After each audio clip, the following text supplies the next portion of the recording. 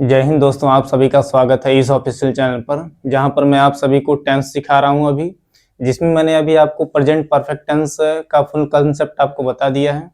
अब यहां से हम प्रेजेंट परफेक्ट टेंस के अफर्मेटिव सेंटेंस और नेगेटिव सेंटेंस को ट्रांसलेट करना सीखेंगे। तो आइए स्टार्ट करते हैं।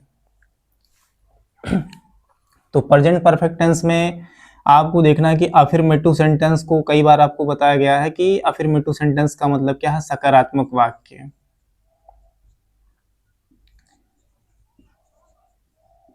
ठीक है, तो अफर्मेटिव सेंटेंस के लिए रूल आपको याद होना बहुत जरूरी है कि सेंटेंस जब आप ट्रांसलेट करेंगे वहां आसान आपके लिए बन जाएगा। ठीक है, तो आइए हम जानते हैं कि अफर्मेटिव सेंटेंस का रूल क्या होगा प्रेजेंट परफेक्ट टेंस के लिए। तो इसमें सबसे पहले आपको सब्जेक्ट लिखना होता है। सब्जेक्ट के बाद आप इसमें हैज लिखते हैं या तो हैव।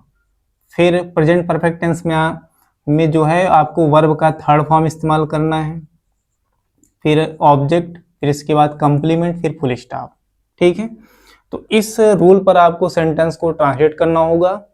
ठीक है, आपको ये भी बताया गया कि कौन कौन से सब्जेक्ट हैं जिनके साथ आपको हैज का इस्तेमाल करना है और कौन सब्जेक्ट ऐसे हैं जिनके साथ हैव का इस्तेमाल करना होता है। तो एक बार मैं आपको बता दे रहा हूं फिर से कि देखिएगा, जब सब्जेक्ट आपको यहाँ पे दिखाई पड़े ही, सी, इट और नाम, इनमें से कोई भी सब्जेक्ट आएगा तो इसके लिए आपको प्रयोग करना होगा प्रेजेंट परफेक्ट टेंस में हैज का। ठीक है, तो बाकी और जो सब्जेक्ट बचेंगे यहाँ पे, जैसे हम कह सकते हैं कि जो सब्जेक्ट आपको दिखाई पड़े आई, यू, वी, दे और प्लूरल, तो इनमें से कोई भी सब्जेक्ट आएगा तो इनके लिए आपको प्रयोग करना होगा हैव का। ठीक है, तो अब यहां से हम सेंटेंस को बनाना शुरू करेंगे। जैसे इसमें पहला सेंटेंस लिखा है, बच्चों ने अपना गृह कार्य पूरा कर लिया है। तो ये जो बच्चे शब्द है ये क्या है, प्लूरल है, तो इसके लिए आपको इस्तेमाल करना होगा हैव का। ठीक है, तो सबसे पहले हम लिखेंगे यहाँ पे द चिल्ड्रन। तो आप इसके बाद लिखेंगे हैव। फिर आपको देखना कि इसमें काम क्या है, पूरा करना। ठीक है, गृह कार्य पूरा करना, पूरा करना इसमें काम है, तो पूरा करने के लिए क्या होता है, कंप्लीट।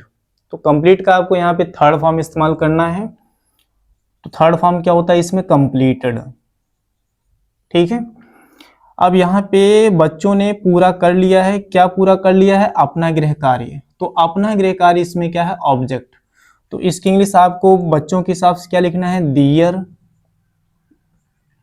दियर होमवर्क, फुल स्टॉप। ठीक है, तो इस तरह से आपका पहला सेंटेंस ट्रांसलेट होगा। अब हम सेकंड सेंटेंस देखते हैं, जो दूसरा सेंटेंस है किस तरह से आपको बनाना है।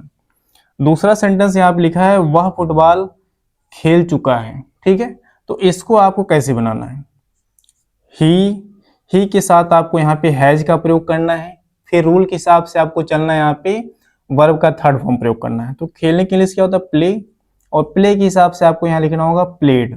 ठीक है, तो ही हैज प्लेड, वह खेल चुका है, क्या खेल चुका है, फुटबॉल। तो फुटबॉल इसमें जो ऑब्जेक्ट है इसका इंग्लिश आप लिखेंगे द फुटबॉल। ठीक है, तो दो सेंटेंस हमने आप ट्रांसलेट कर दिया है अफर्मेटिव सेंटेंस के। अब हम आगे बढ़ते हैं नेगेटिव सेंटेंस की ओर कि किस तरह से आपको ट्रांसलेट करना है। तो आइए देखते हैं कि जो नेगेटिव सेंटेंस है इसका रूल कैसे रहेगा। सबसे पहले आपको सब्जेक्ट लिखना होता है, सब्जेक्ट के बाद हैज लगाना है या तो हैव लगाना है, वो भी आपको सब्जेक्ट के अनुसार लिखना होगा। फिर आपको लिखना है इसमें नॉट, नॉट के बाद आपको इसमें वर्ब का थर्ड फॉर्म लिखना है, फिर ऑब्जेक्ट, फिर कंप्लीमेंट।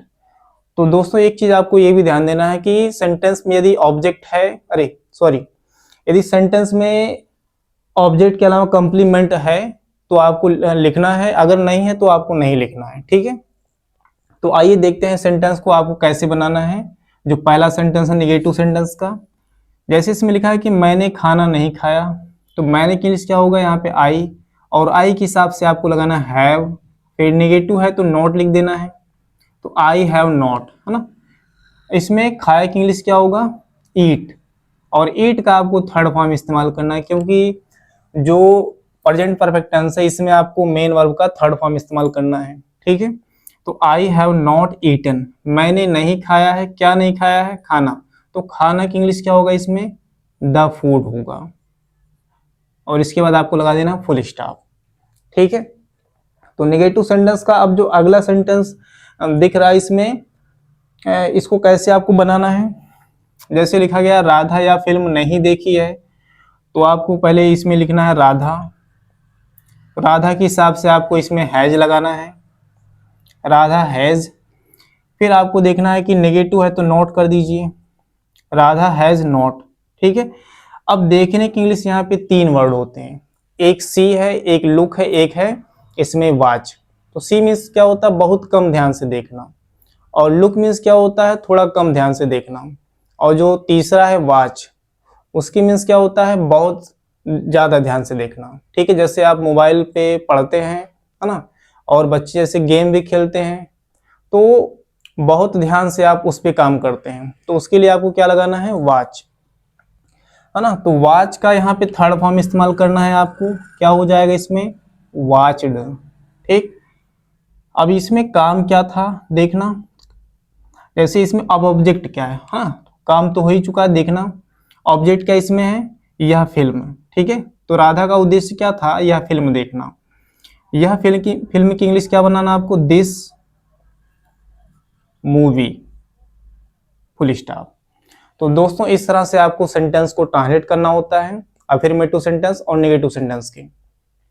अब हम अगले वीडियो में आपको प्रेजेंट परफेक्ट टेंस के इंट्रोगेटिव सेंटेंस और WH टाइप इंट्रोगेटिव सेंटेंस को ट्रांसलेट करना बताएंगे।